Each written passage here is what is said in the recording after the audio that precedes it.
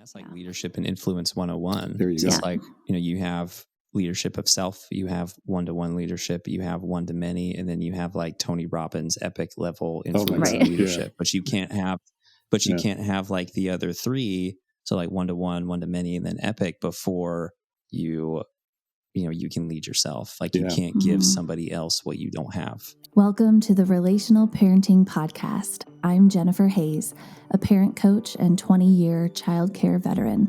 Each week, I sit down with my own father, Rick Hayes, and discuss the complicated issues that parents face today, as well as some of the oldest questions in the book. From the latest research and the framework of my relational parenting method, we offer thought-provoking solutions to your deepest parenting struggles. Added bonuses include intergenerational wounding discussions and guest childcare experts. We will also start taking your parenting questions in episode 5, so be sure to comment with your biggest questions or email me directly at jenny@jennyb.co. Let's get started. Alex Smith is in the rewiring business. No, he's not an electrician, but he's rewiring how people think and have conversations around money and parenting. On the money side, Alex works with doctors, nurses, and entrepreneurs to help them increase and control their monthly cash flow without having to work more hours and without keeping their money in tax jail so that they can work because they want to, not because they have to. On the parenting side, Alex's most important role will always be father and husband. He's always having the conversation of, how do I become a good father when I wasn't able to see one growing up? What conversations need to be had with myself, my spouse, and my children? What needs to die in me to become the man I said I want to be?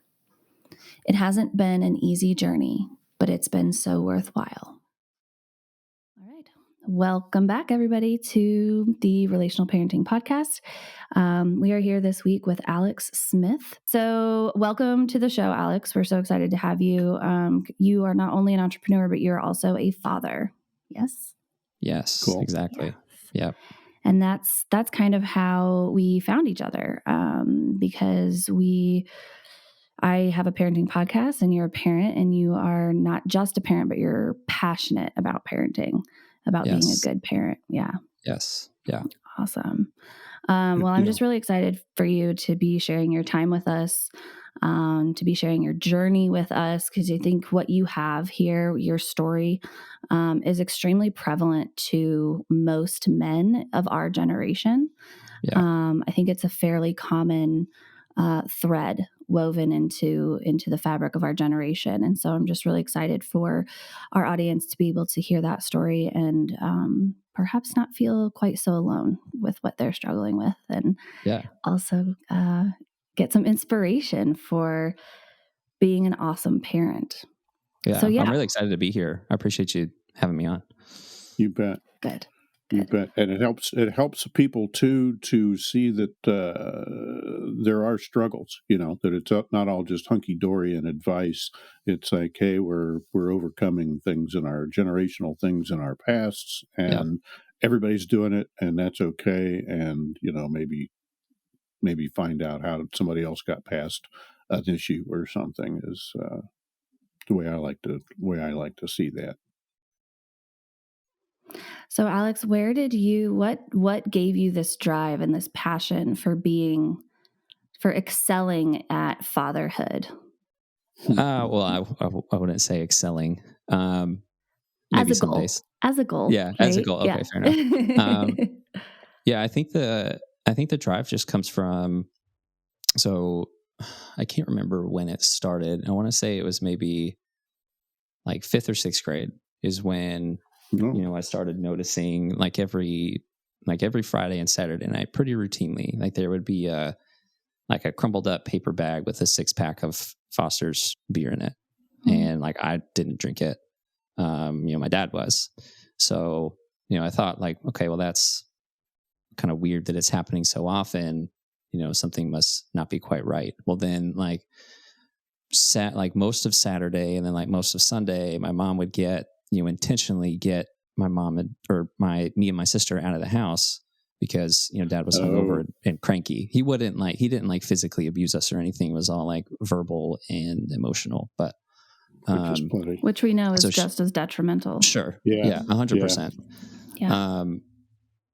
So she would, intentionally get us out of the house, and we would go do things, just to kind of get out of his way, so to speak.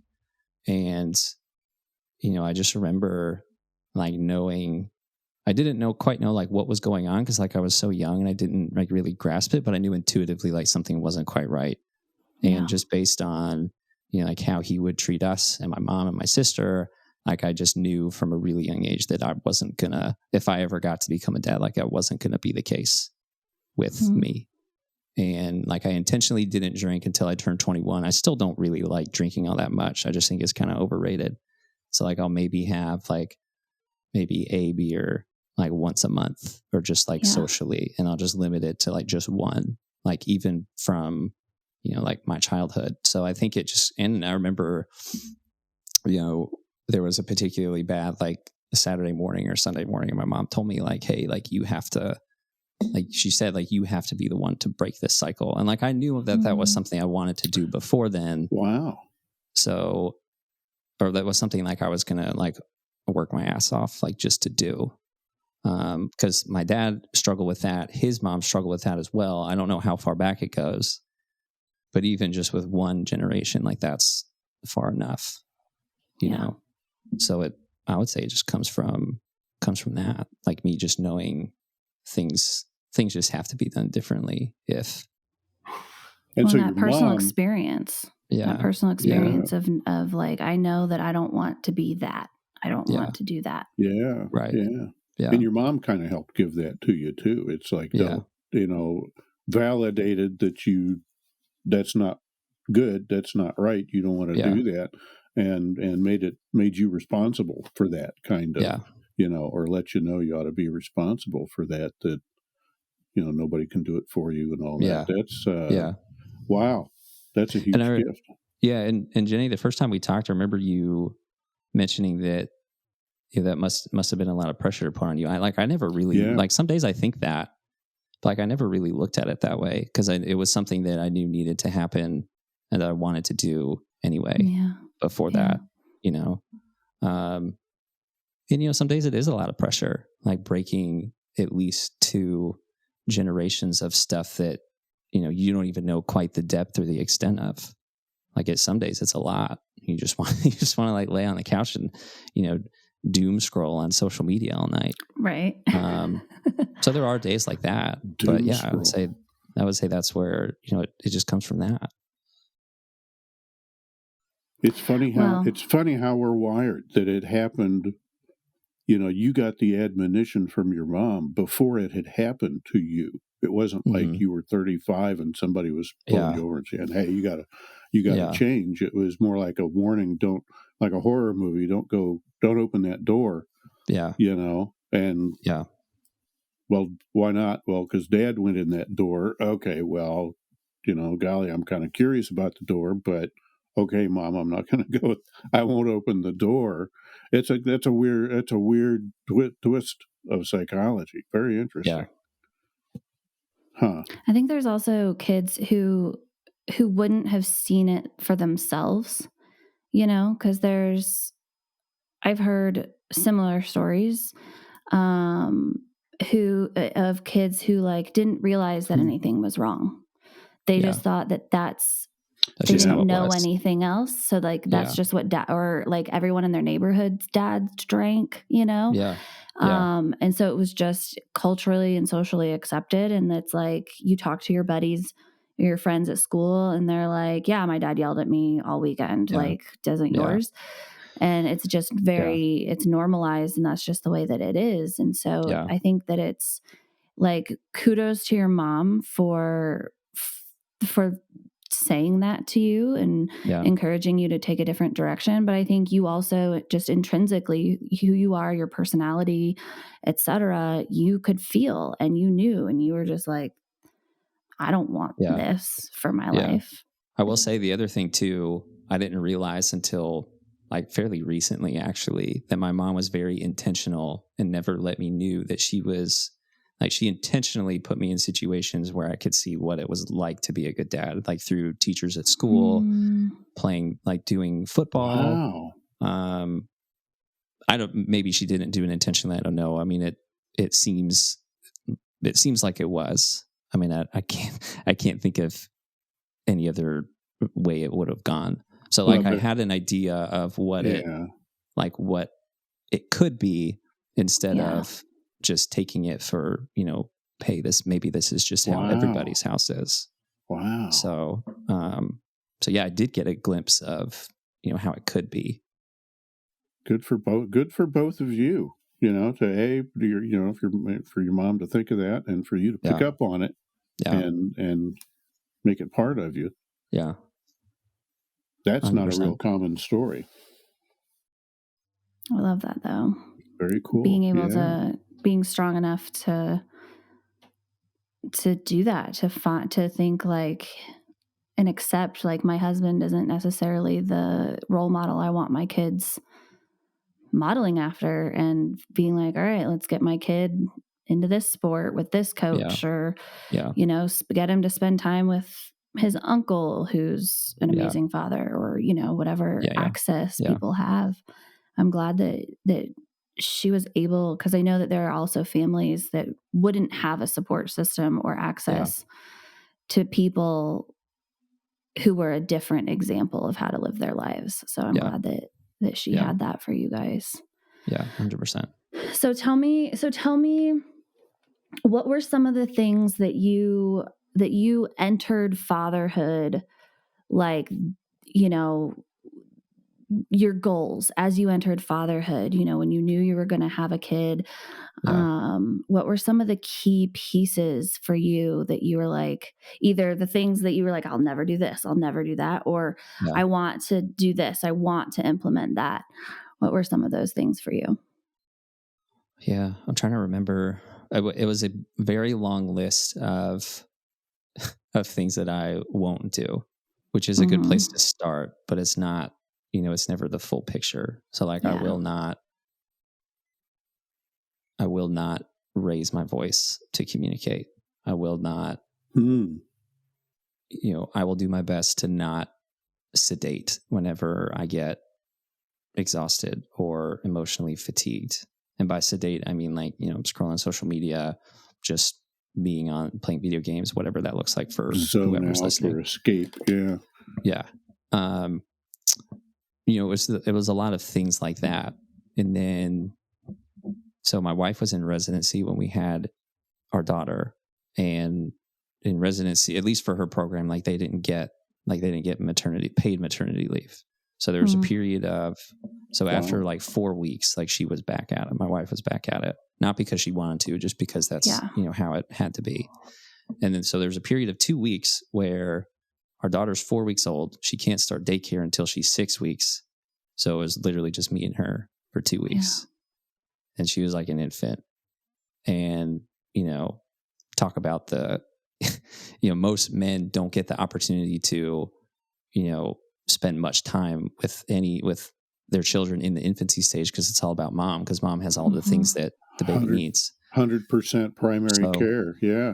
So for me, like, you talk about, an opportunity to get thrown in the crucible. Yeah. Like, hey, like, this is it. Good luck. Like, figure it out. Sink or swim. Yeah. Because our mother-in-law, like, our closest relative was our mother-in-law. She lives like 20 minutes away from us now, but we lived in Chattanooga at the time, and she was like 2.5 hours away. So, it's like, there's literally nobody coming to save you. Figure it out.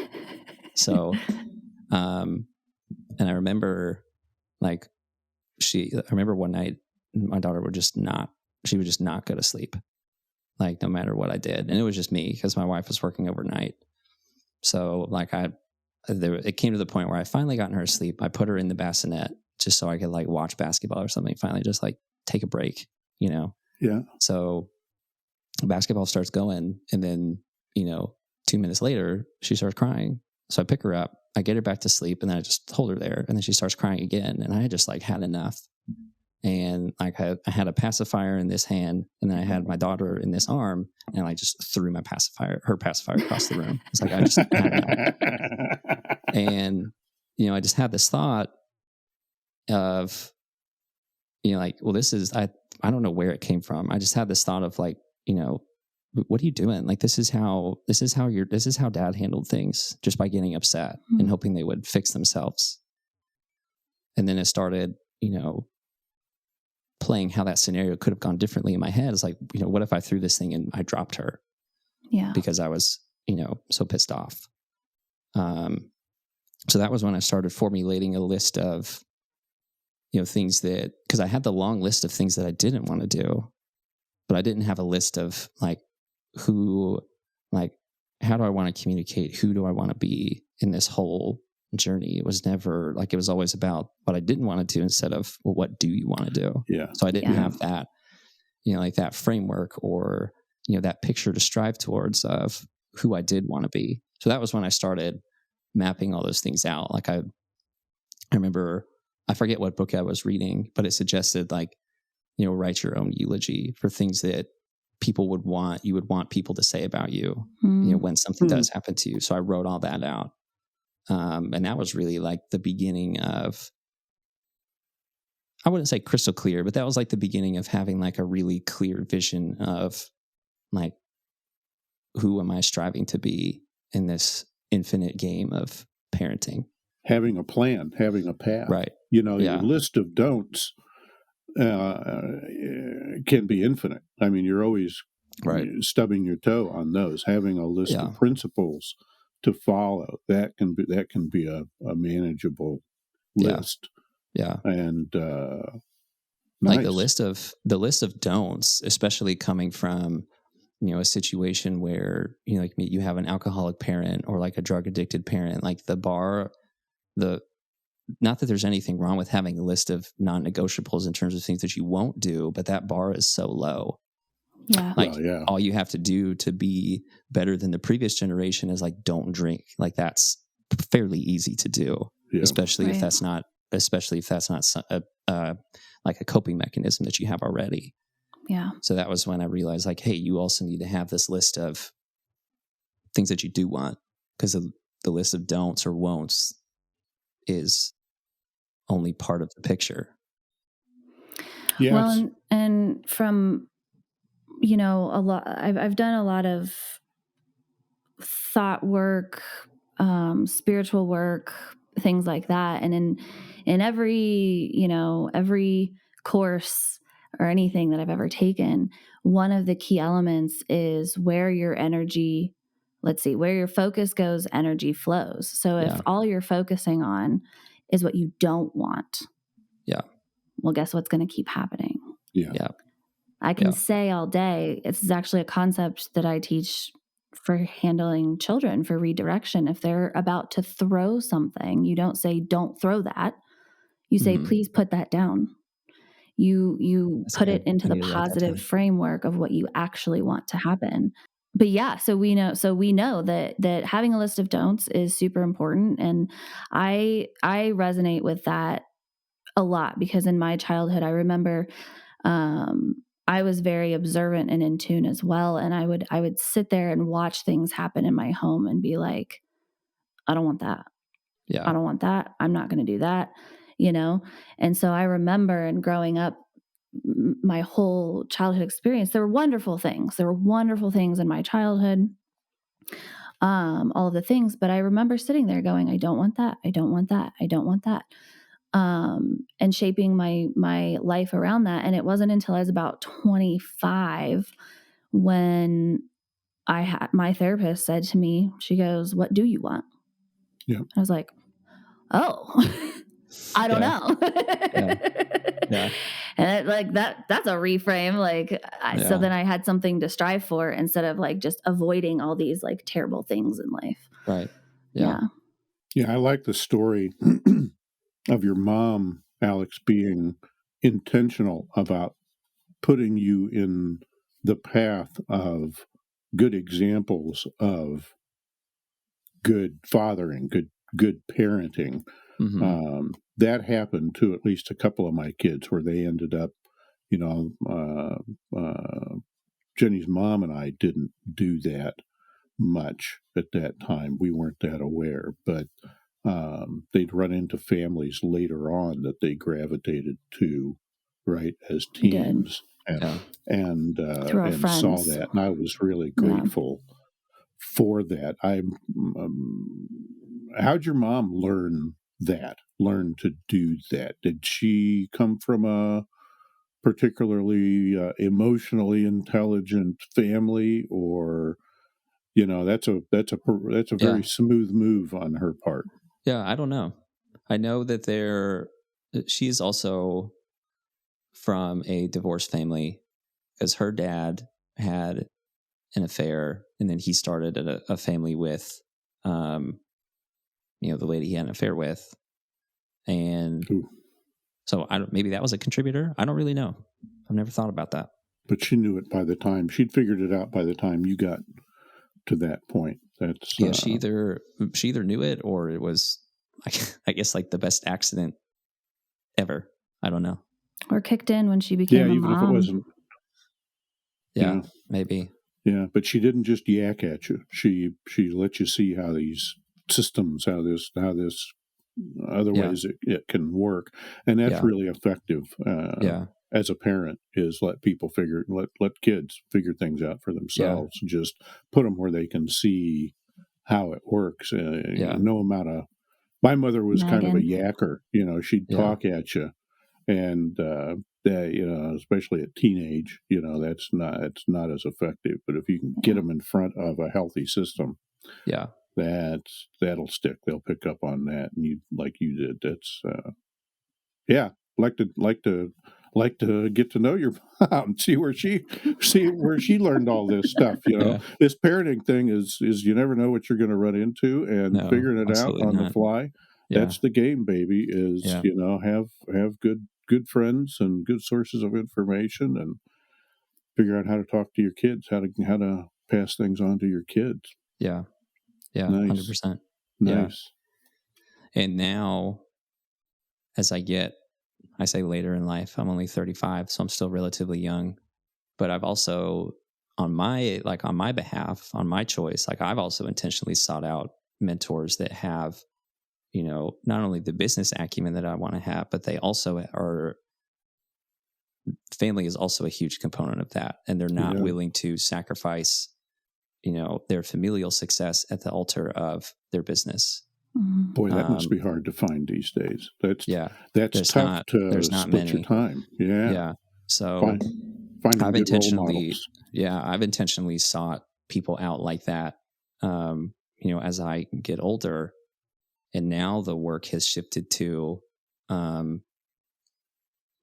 still refining the list of, things I do want, but also refining the list in terms of what do I want to look like? How do I want to talk to? How do I want to talk to my wife? How do I want to talk to my daughter? How do I want to talk to any other kids that we have? Mm-hmm.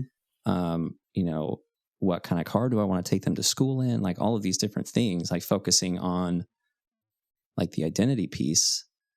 Because when if you focus on, if you use your identity as the North Star, then your brain and your body will figure out the rest. It just needs, it's like a homing missile. It just needs a target. Yeah, it just needs a target, and then it'll figure it out. Yeah.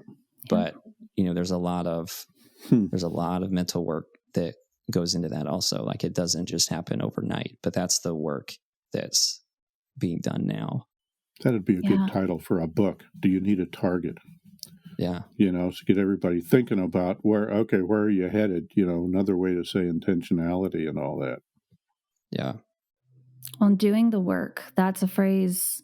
I'm glad that you said it that way, because that's something that I think a lot of people miss. That part of it sometimes is that you can set goals, you can have intentions, you can be intentional, but if you think it's going to be easy or fun, you're gonna fail really fast. And even if you don't think it's going to be easy or fun, you're going to fail.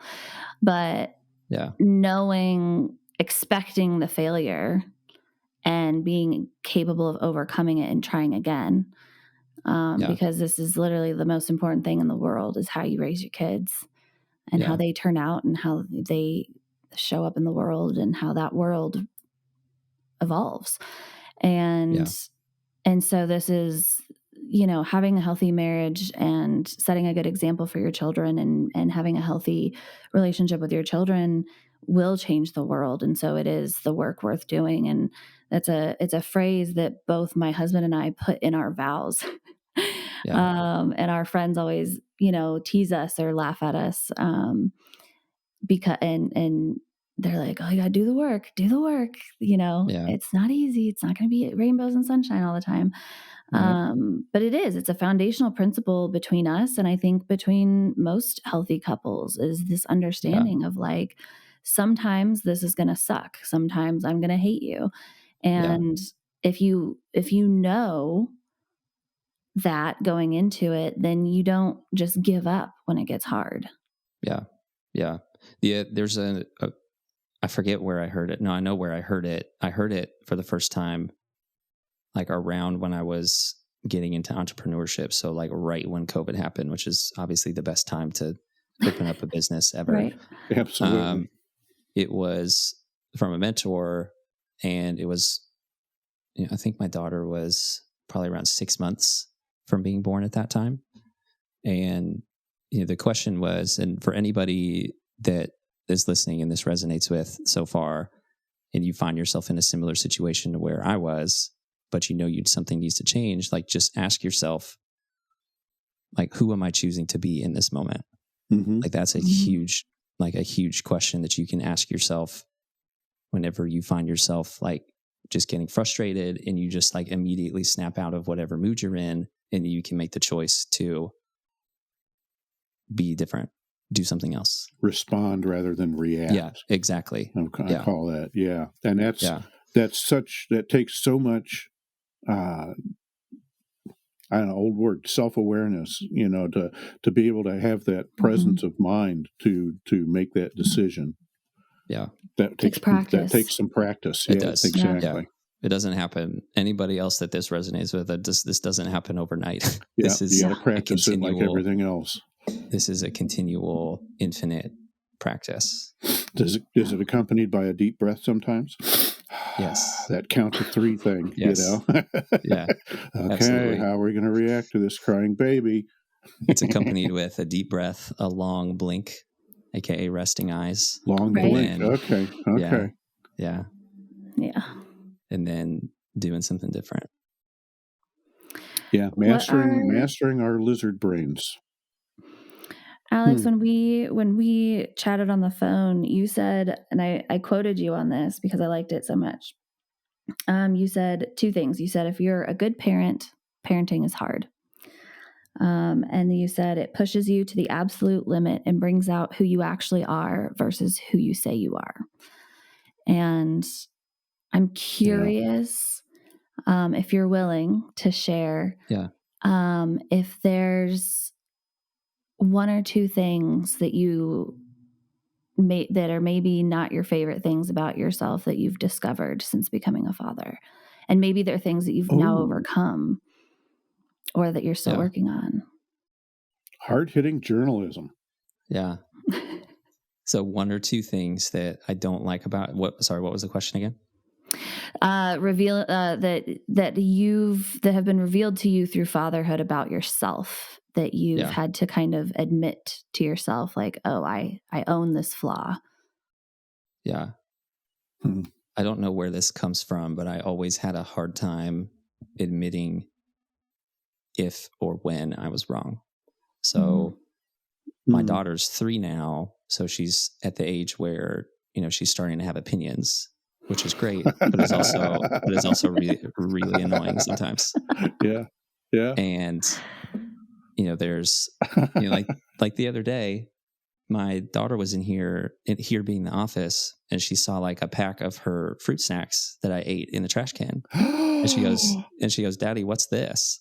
I said, oh, they're fruit snacks. And she goes, you're not supposed to eat in here. Like just like that. Oh, it was it wasn't you. It was a violation of the rules. Yeah. I was okay. okay, you're right. I'm Checking sorry. on you. Yeah. Like, making the choice to admit, yeah, you're right. To a 3-year-old, like, I'm 10 times your age, but you're 100% right. And I hate that you're right, but you're right. I tell you not to eat places all the time, and then here I am eating somewhere where I shouldn't be. So you're right. I don't have anything else to say other than you're right. Well done. And not only that, that's kind of a funnier story, but also, being able to admit, because my sister and I don't, even to this day, we still don't really get along. Like, we're just very different people. So, growing up, there was never from either of us an admission of like when one of us was wrong. So, even to, be able to have, and my wife is like, I love her, but she's very stubborn and very strong-willed, and she's an ER physician, so she needs to be, but that's to my detriment. So even like with her, like, I even find myself, struggling to admit, like, you know what, you're right, I'm sorry, or whatever comes after that, but being able to say, like, you're right. So that's definitely one. And then the other thing, I think this is pretty universal for most parents, is like, I'm not near as patient as I thought I was. Yeah. Parenting will teach you that. Yeah. And I find myself, it depends on the day, but I find myself, and 3-year-olds are going to 3-year-old, like, they're going to take forever to do anything. But like, I find myself like getting, most of the time, like, unnecessarily worked up about how slow she's going, and not thinking of, like, probably like maybe even as soon as like 6 more years, like, she's going to have her own friends and she's going to want to, do her own thing at some point. So, always trying to remind myself, like, hey, savor these moments. Like, if you're a few minutes late for things, and I'm a very on time person. So for me, it's difficult for me to show up late anywhere, even if it's just like a casual, like, one of our neighbors is a good friend of mine. Even if it's like meeting him for like a beer or something, like, if he says, hey, let's meet at like 6:30, like, I'm there at 6:30, even if like that's not officially the time that we need to be there. So, even if it's a few minutes late, like, just savor these moments I do get, because number 2 is going to come along pretty soon. As far as kid number 2, number 3 might come along at some point. It's just going to be like even more chaotic than it is now. Yes. So, like, just another thing I need to figure out before number 2 and number 3 come along.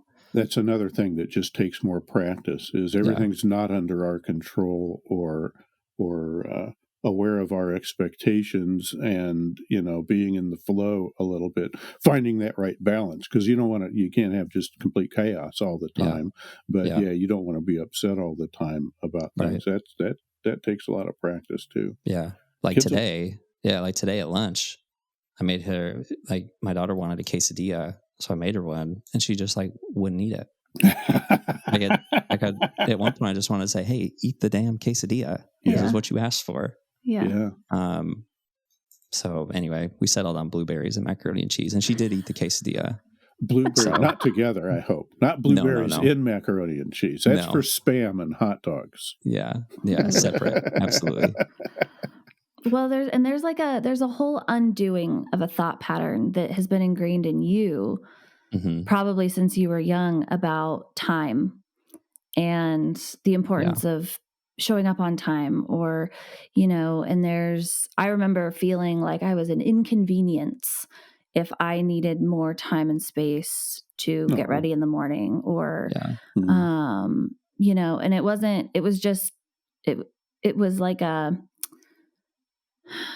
like a specific person who made me feel that way. It was just the value that was instilled of being on time is not a negative value, but sometimes we put so much pressure on it, especially on our children and our young children, that it causes that intrinsic feeling of like, if I'm not on time, I'm a burden.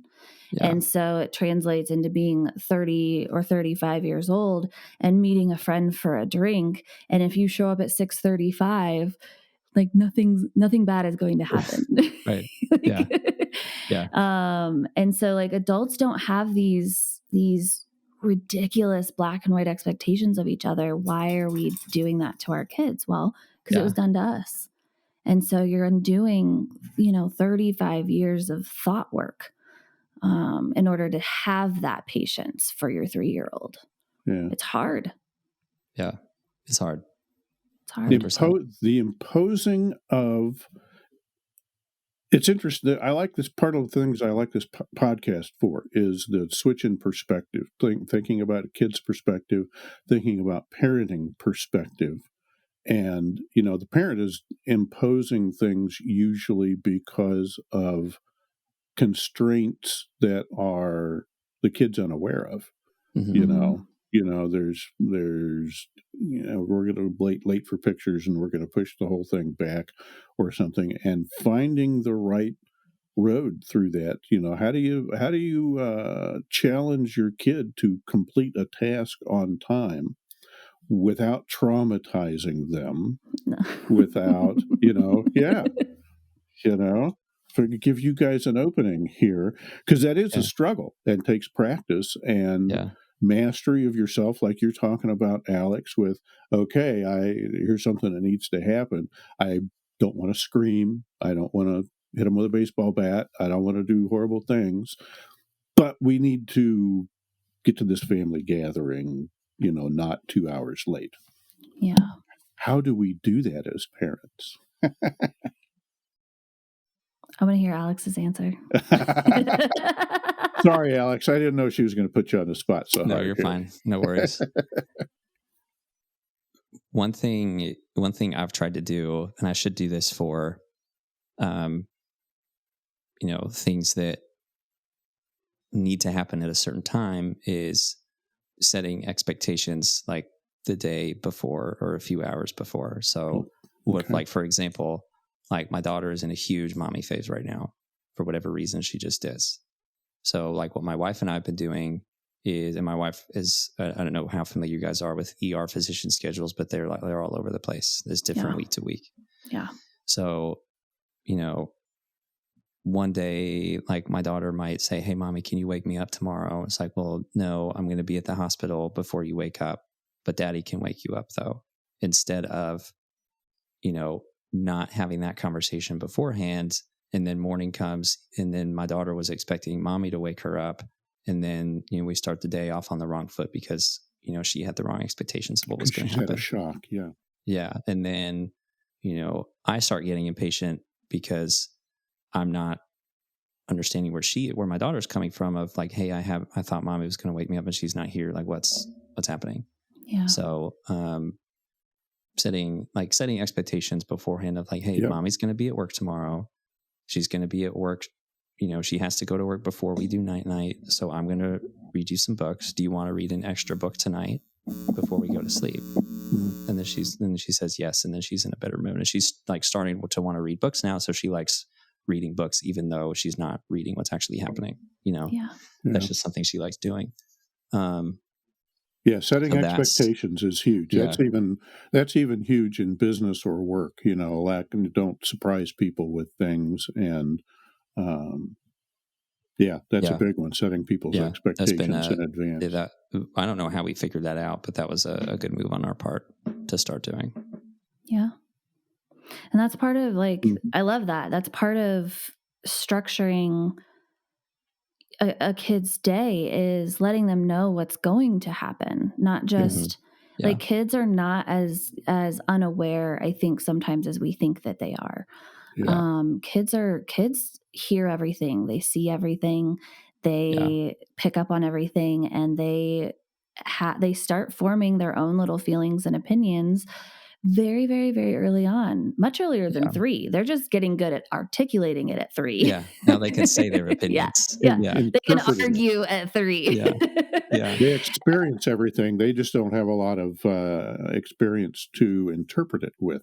Right. Yeah. Right? Well, and if alcoholism or whatever. If they start thinking, they just have a random thought in their head. You don't know when their expectations form in their head. They just form. And she's 3. She's not going to say them all out loud. And so just letting your child throughout any given day know like what the next few hours are going to look like. Yeah. They can emotionally prepare themselves, and then it's like it makes every transition, everything, like they're just like, it helps them feel like they have some control, and they know what's happening. They're not just blindly following mom or dad around and being blindsided by life all the time. Right. Yeah. They're part of the program. Get with the program. They make them part of the program. Yeah. The other, and I've been trying to go ahead. Sorry, I'll give my answer to my dad's question. The answer for how to get a kid motivated to do something faster, right? Or in a timely manner, or whatever it might be. My tool is always teamwork. So a very common one, and in my own work with children, I've worked with a lot of the toddler phase, like the 2 to 4s, and getting shoes on. Yeah. To get out the door is like the bane of any toddler parent's life. Velcro. Like, get your shoes on. And the teamwork mindset. So any issue you run into, if you can flip a switch to teamwork instead of you need to do this and you need to do it on my time clock, it's, hey bud, we need to get our shoes on and get out the door in the next 2 minutes. Are you able to go do that, or do you want my help? Yeah. Or hey, this choice. Is so you set the expectation. This is what needs to happen. And then you can even show them what 2 minutes looks like. They have special little timers now. If you want to teach time, whatever, you can incorporate all kinds of things. But the ultimate goal is to let your child know, like, I'm here for you. If you want my help, if you want to do it together, instead of just barking in order of like, you need to go get your shoes on, go get your shoes on. Come on. I told you 5 minutes ago, go get your shoes on. Like, and like getting that flustered, frustrated tone where, and then they just want to like, yeah. That's the toddler version of a man telling a woman to calm down. It works every time. Right. Excellent. Yeah. Excellent. Yeah. And that's what I was going to say too, is we've been intentionally giving my daughter choices. So do you want to wear your pink shoes or your green shoes today? Yeah. Okay. Okay. I want to wear pink shoes. Okay. Can you put those on, or would you like some help with doing that? Or would you like to do one and I do one? Yes. Alternatives. Yeah. Nice. So and then even when she's, acting up, and Jen, I'd be curious to get your opinion on how we do this is, she's acting up like she's about to jump off the couch or something, whatever it is. It's like, hey, you can either, get down like you normally do, or I can pick you up and put you on the floor. Which would you like to do? But you're not, don't jump, please. So we've been doing like that kind of thing, is like giving her the opportunity to make the right choice. Okay. Yeah. Not yakking about how did we find ourselves in this predicament and blaming and shaming, but like, okay, given the situation we're in, there's 2 ways to get to the floor. Yeah. Well, it's a boundary. It's holding a boundary guiding.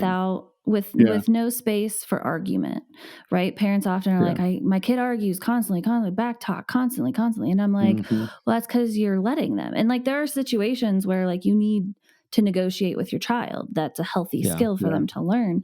But when it comes to non-negotiables, like jumping off the couch, that's a non-negotiable in our house. And so I see that you're about to jump off the couch, and then giving them the choice of how they're going to respect the boundary instead of just demanding that they respect the boundary. You switch their brain chemistry so they have to think about it instead of just, I've been told what to do and I'm going to say no. Yep. Right? Defiance. Yeah. Yep. Yeah. That's good. When you're in the moment dealing with the kids, is when you have to do that. Take a breath. Yeah. Be mindful. How am I going to deal with this? Arguing at a kid about a hard and fast rule that they didn't set is kind of pointless, or telling them they're breaking it. But giving them an option of how to behave in the next 30 seconds. Yeah. That's okay. That's proximal. That's concrete. That's something they can be expected to do. Yeah. But we have to. I know what it was before. We're talking about how tough things are sometimes, and I think a lot of times people get caught up expecting things to be easy and not require change of ourselves, right? Yeah. And what we're doing is we're training ourselves. Okay, here's a situation, as well as the kids. Here's what I want to happen. How do I say what I'm going to say to get the result I'm looking for, without adding to a list of bad things that I would rather not have on my resume. Without causing harm. Without causing harm. Firm and kind. How can I be firm and kind about this? Yeah. And it takes thought. It takes a change in the parent as well as to affect the change in the kids. Yeah. And that's like leadership and influence 101. There you go. It's like, you have leadership of self, you have one-to-one leadership, you have one-to-many, and then you have like Tony Robbins epic level influence and leadership. But you can't have like the other three. So like one-to-one, one-to-many, and then epic before you can lead yourself. Like you can't give somebody else what you don't have. Yeah. Yes. So back to once in a while when we're talking, it's like, and don't beat yourself up if you're not doing this. For folks who are listening, just take a baby step and keep at it and reminding yourself and give it time. And the other thing too is, and this is something because the reason I started doing this, because it was important for me. It was important for my daughter to see me communicate with her, like when I did something where I messed up. So like, for example, if I get frustrated with my daughter and she's, it's the whole shoes battle, and she won't put her shoes on, she's like kicking and screaming, and then I just say, okay, like here's your shoes, you put it on, we're leaving in 2 minutes, and then I just walk away. And immediately, and most parents will probably know, like, hey, that's probably not the way I should have handled this. Not ideal. Yeah. So like sitting down with my daughter and saying, hey, like, I got frustrated with you a second ago, I'm sorry I did that. This is the first time I've been a dad, so there's going to be some times where I mess up, so I'm sorry. And getting on the kids level and saying, hey, like, I've never been a dad before, like this is the first time, so we're figuring this out together. Can you help me? Can I get your help with something? And then she'll say yes. Like, can you help me by putting your shoes on? And she'll say okay. And then she puts them on, and then we're let them see the struggle. Let them know you're not perfect.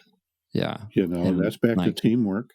Yeah. And then, everything's, as close to hunky dory as possible after that. But, not being afraid to, because this was something I never saw even with my mom, being okay with admitting when you screwed something up.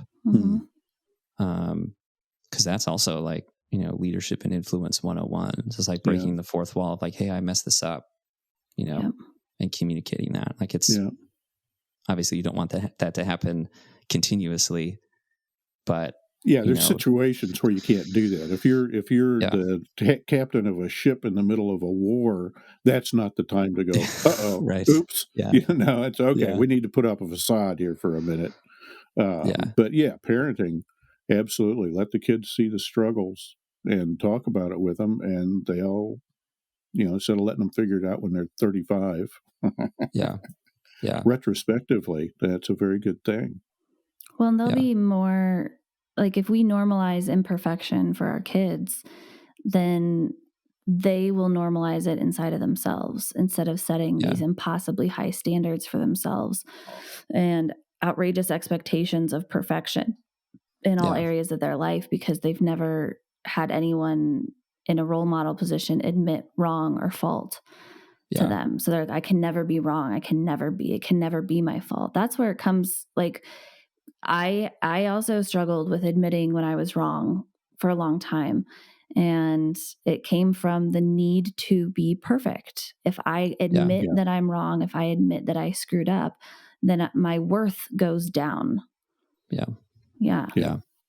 Or even some nameless thing. Sometimes you can't even describe why it's a bad thing. You get confronted with some habit you have, and you go, well, I don't know why I think that's such a horrible thing. It was just ingrained in you when you were little, Yeah.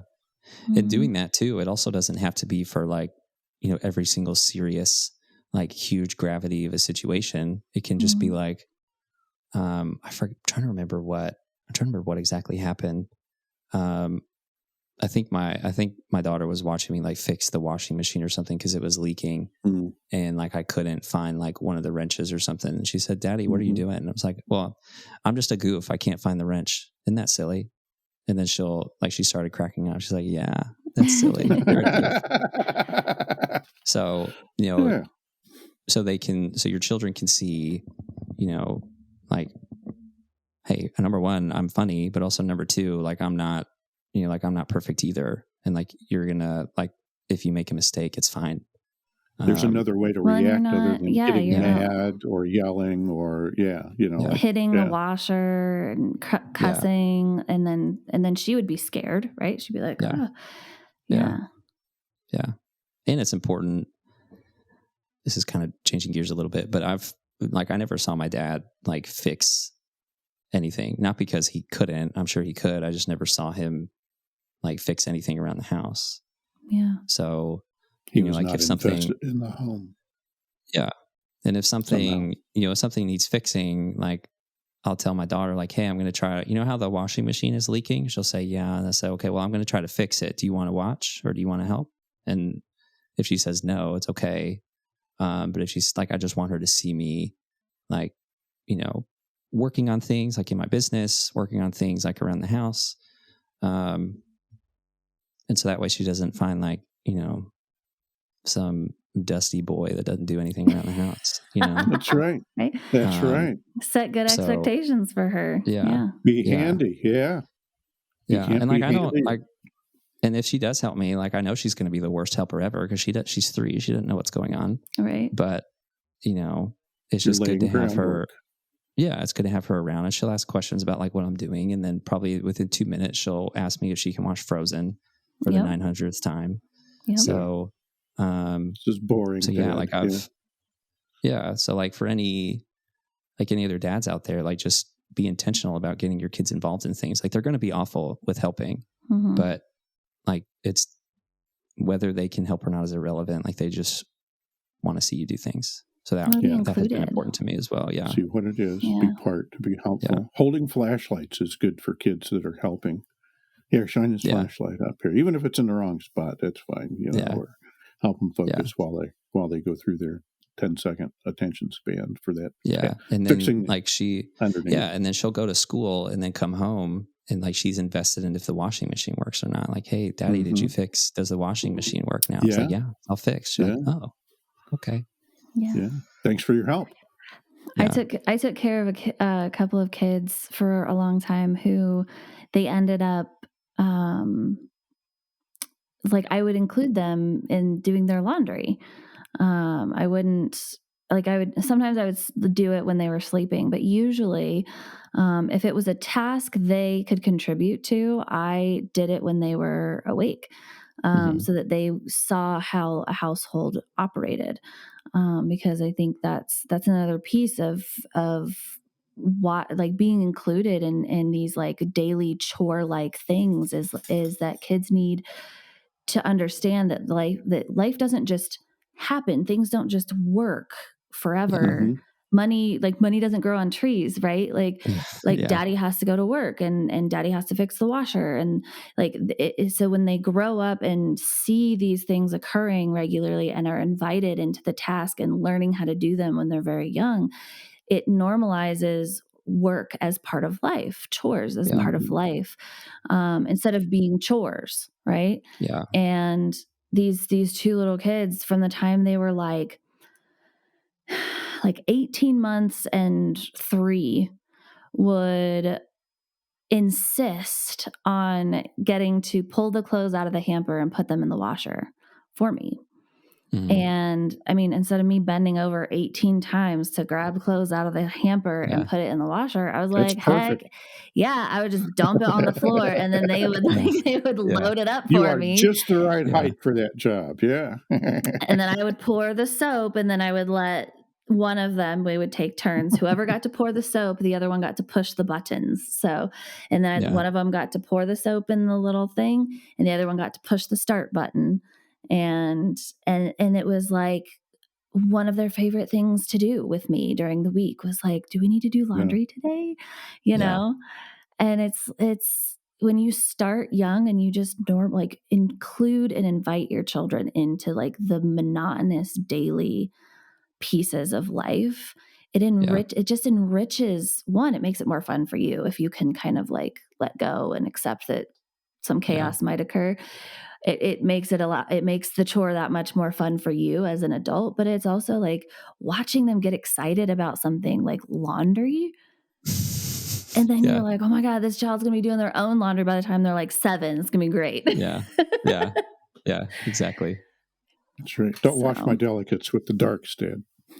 They'll be controlling their laundry and aware. It also sets our expectations, young expectations, so when they go in the longer term, when they go looking for a spouse, when they start running their own households, that's where our idea of what makes sense, what feels right, it's like they'll know to look for a guy that's not afraid to crawl under a washer and doesn't pitch a fit when he loses his wrench or the socket or something. And, I think that's where we learn some of those innate. We think they're innate, but I guess they're not innate in human beings, but we learn some of that stuff. It's really, you're really laying important groundwork when you're doing that long term. You don't always get to see the payoff of that, of your parenting.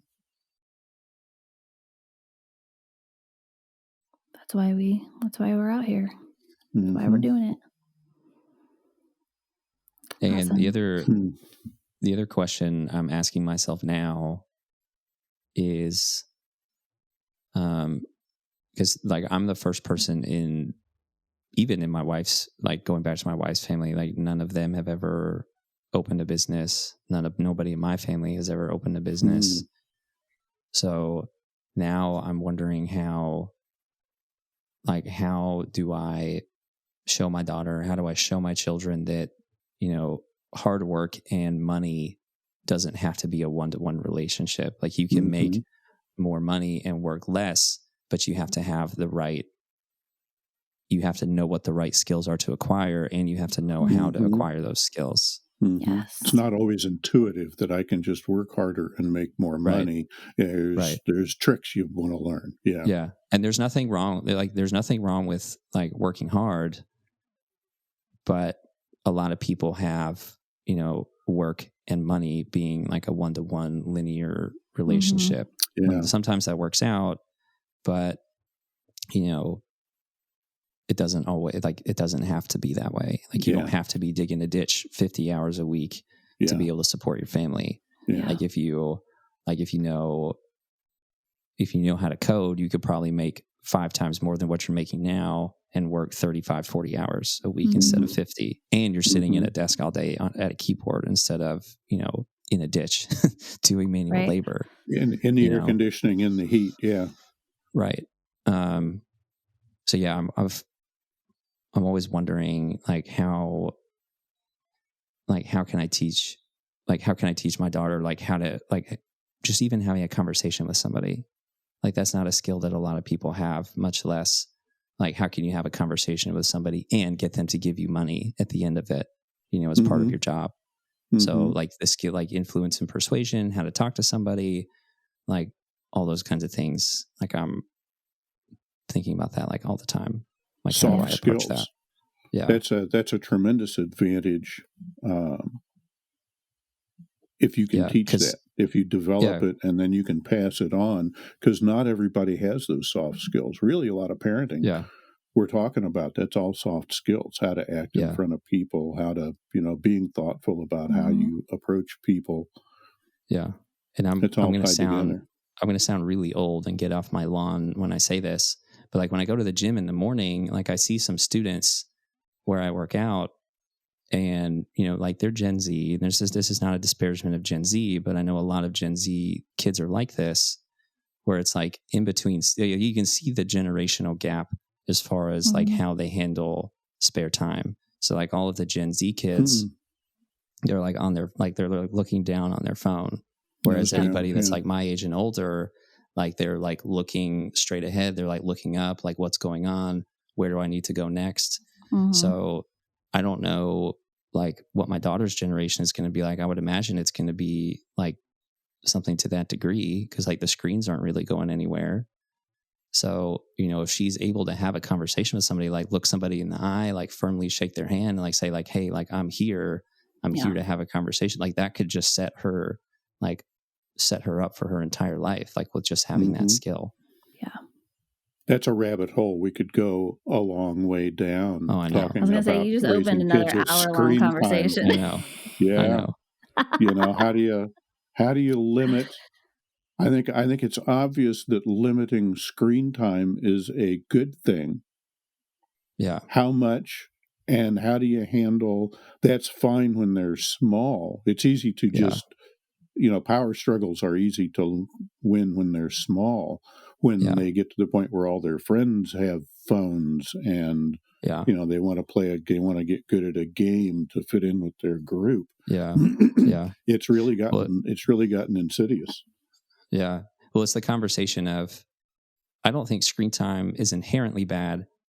Like if you're using screen time to like learn something legitimate, like learning influence and persuasion in sales or like learning how to code like that, I'm fine with that like all day. Do that as long as you want. But then if we're talking about like, I'm going to play Call of Duty or Skyrim for, 10 hours a day, it's like, okay, well, what are you really getting out of this? Or even social I see media kids. Just mindless games that are not really hand-eye coordination. Okay, you can get that with a stick in the backyard. It's go outside and play.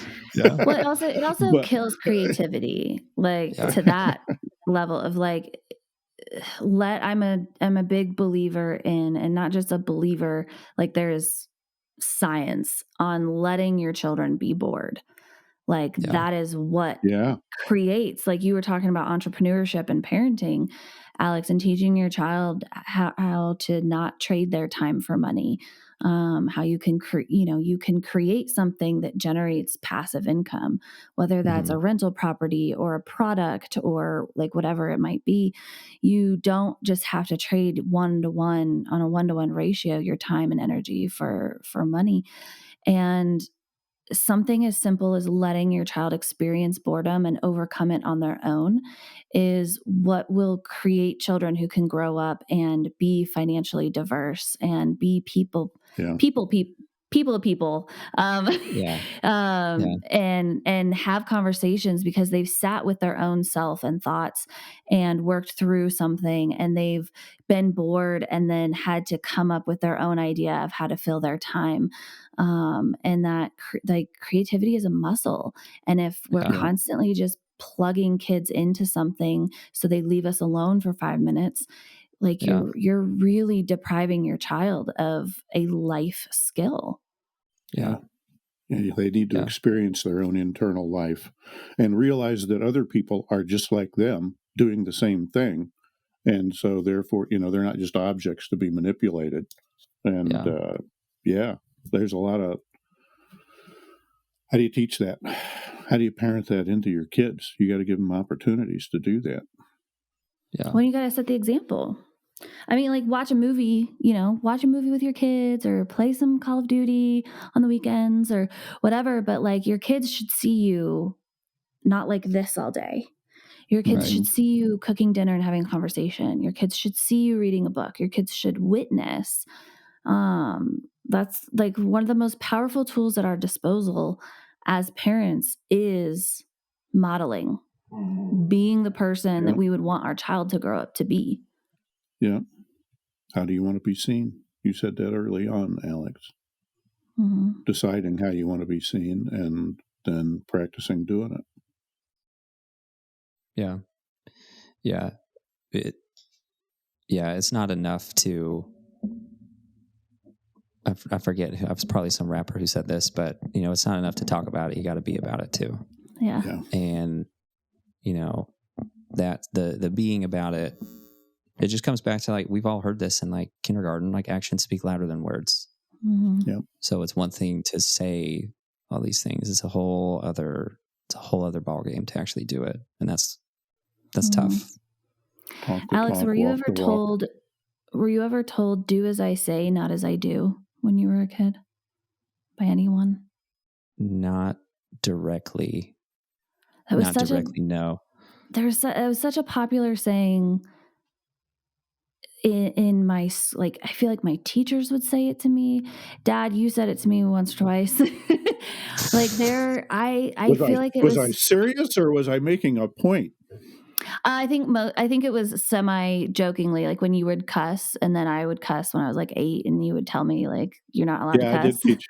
I taught you all to cuss pretty good. Yeah. Stuff like that. But no, I feel like it was such a prevalent saying when I was a kid, like grade school, middle school, and teachers would say, like, do as I say, not as I do. Like, or if you'd catch an adult smoking or whatever it was that they were doing, that they, didn't want to set that example for you. And I'm like, that doesn't work. The version I heard of that was just do as you're told. Yeah. Which is just it's just an offshoot of that. Yeah. Yeah. Because I said so. Because I said so. Like, that was one thing. Like, that was one thing on my list of things I didn't want to, like, I always wanted to give my kids a reason for why I'm telling them to do something or to not do something, because then they're more likely to actually do it. Yeah. But when you just say, well, because I say so, and it's like, okay, well, who cares? Right. Then it's a matter of just who's bigger, who's faster. Yeah. Yeah. Well, when your kid gets bigger and faster than you, tell me that. Yeah. That's right. Yeah. That's the thing.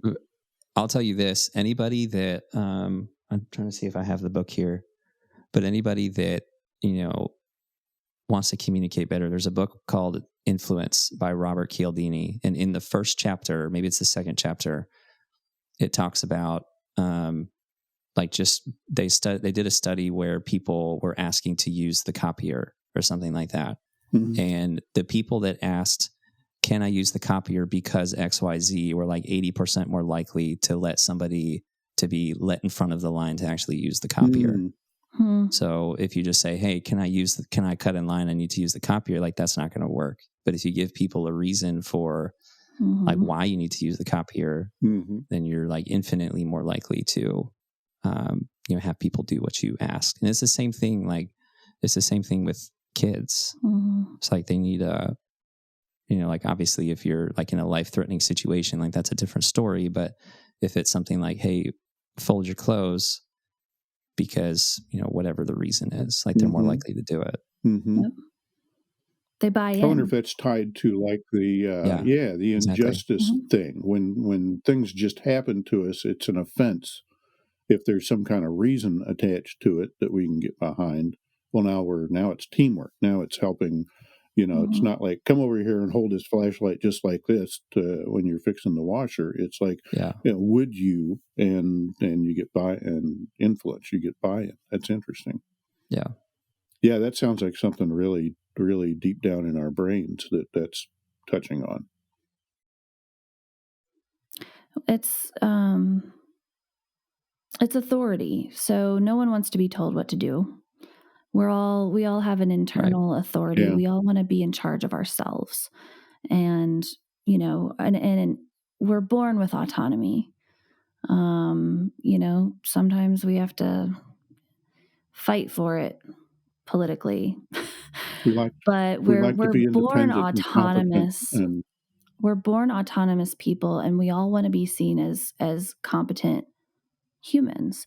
And that starts in childhood, and especially in that 2 to 4 range. That is when that part of the brain comes online.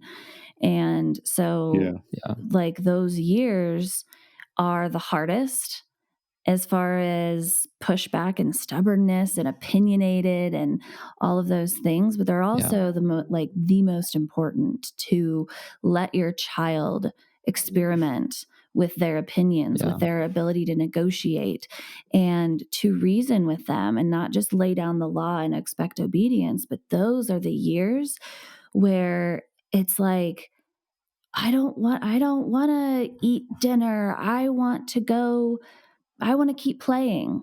And you say, I know you want to keep playing. You're having so much fun. We're a family. One of our family values is that we sit down and eat dinner together, and we eat dinner at this time. Why? Why do we have to eat dinner at this time? Teamwork. Because after this time, then it's time for bath time, and then it's time for bedtime. And if we don't eat now, we're going to run into bedtime and bath time. And then if we don't go to bed on time, then we wake up cranky and we have a bad day tomorrow. So if we eat dinner on time, I'm sorry, hold on. My dog just lost his mind. Okay. He laid back down now. If we eat dinner on time, then we get to our bath on time, and we have more time to read books for bedtime. And then we get a really good night's sleep, and we wake up and we have a fantastic day tomorrow. And, or whatever version of that story for you and your household is, but establishing that we're a family, we do these things together. This is why there's a timeline of things, because kids aren't thinking, I got to eat dinner so I can get to my bath. They're just like, I'm playing and I want to keep playing. They don't think 2 hours in the future. Right. But if we can bring them into that, we can offer them that real explanation, not we got to eat dinner so you can grow up and be big and strong. That's only a tiny bit real. It's not real. Yeah. If we can be as honest as we possibly can with our kids and bring them in to thinking at a higher level, then they're going to feel like they're important. Their opinion matters. They're worth explaining things to. And then they're going to buy in, because they're going to be like, oh, I do want to eat dinner with my family. I do want to feel good tomorrow. I love bath time. I want to read 3 stories tonight instead of 2. All of those things and then they buy in, and they're on board, and it's not manipulative. They're truly bought in to the values of the family. Well, you're just describing real world consequences and giving them awareness of the passage of time, and back to teamwork. It reminded me of Alex's example, where it's not just authoritarian. It's not just, can I take the copier now? It's like, well, okay, there's a real world thing here. Do you mind if we accommodate that?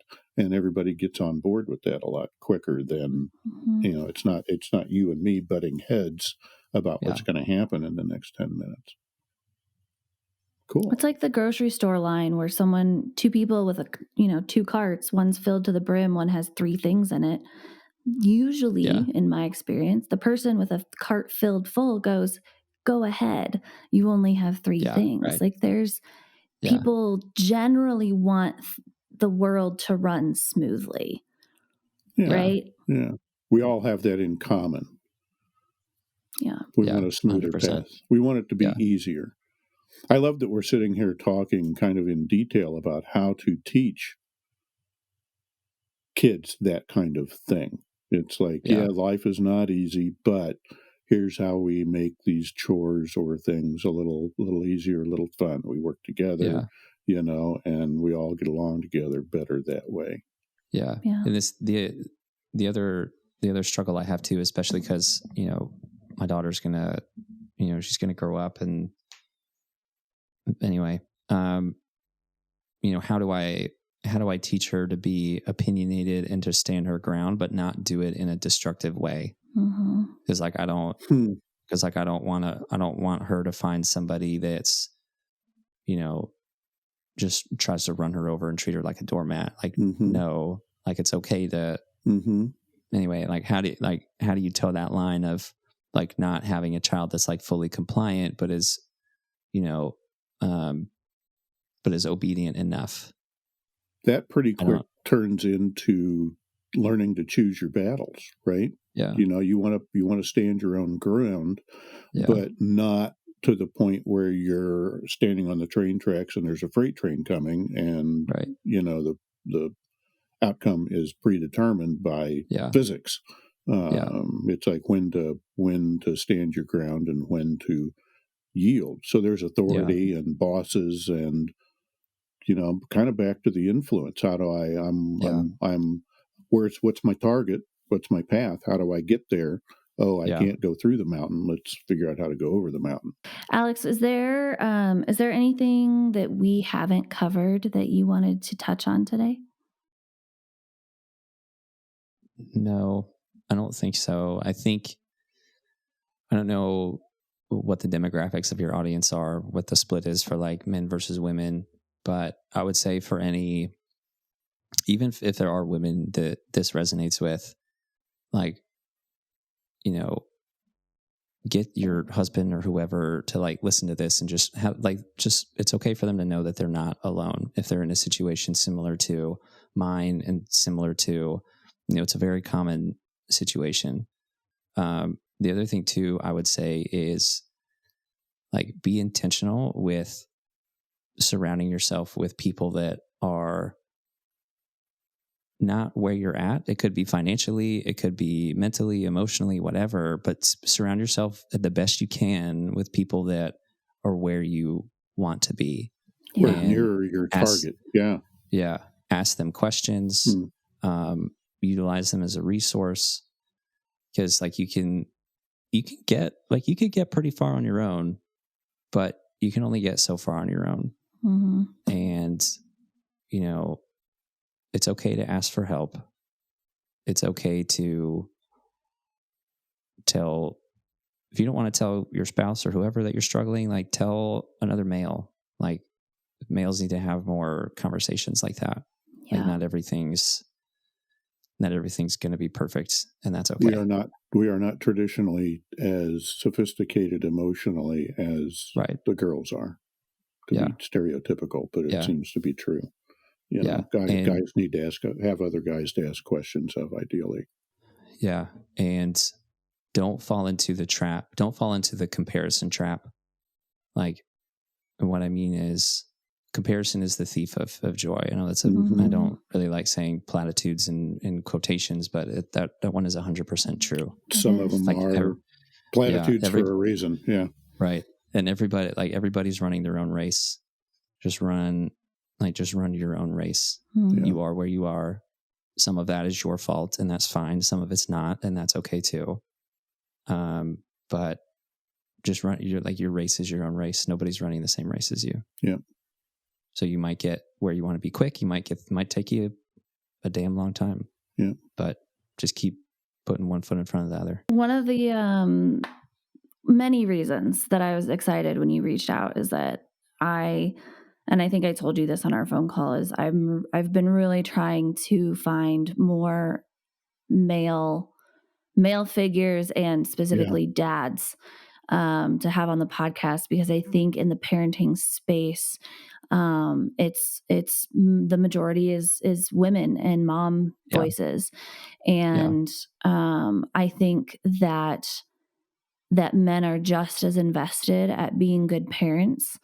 And I think that they just don't talk about it as much. I think women are the ones that talk about it more, and especially like transitioning into motherhood. There's a whole huge, perinatal community and services and things for transitioning moms from maidens to mothers, and I think that those spaces naturally open up for women, and I think that there aren't as many avenues for men to find groups of other men and dads to talk and support through the transition into fatherhood, and throughout. And so I'm just so grateful that you gave us your time today, and that you're here with us.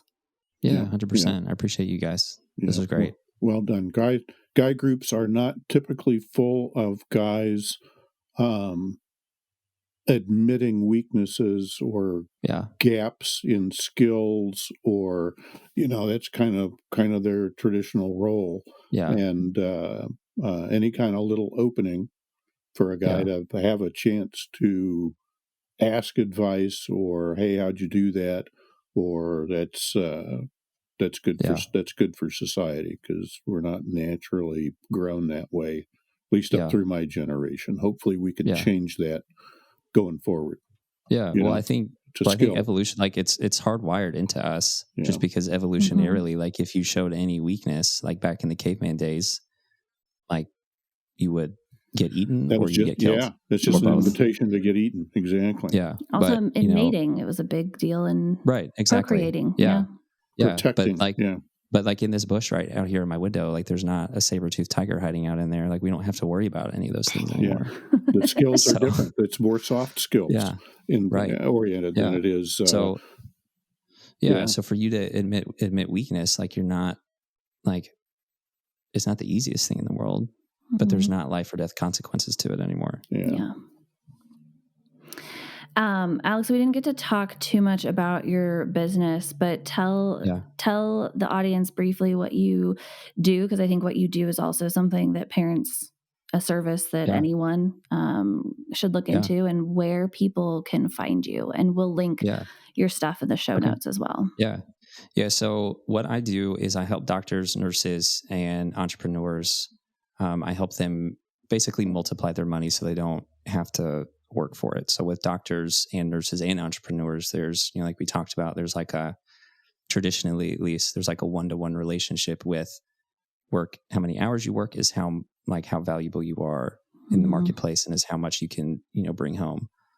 Well, and then the traditional like financial advice is to max out your, like your pre-tax retirement accounts, your post-tax retirement accounts. And, while the vehicles are different, they're all still in the same place.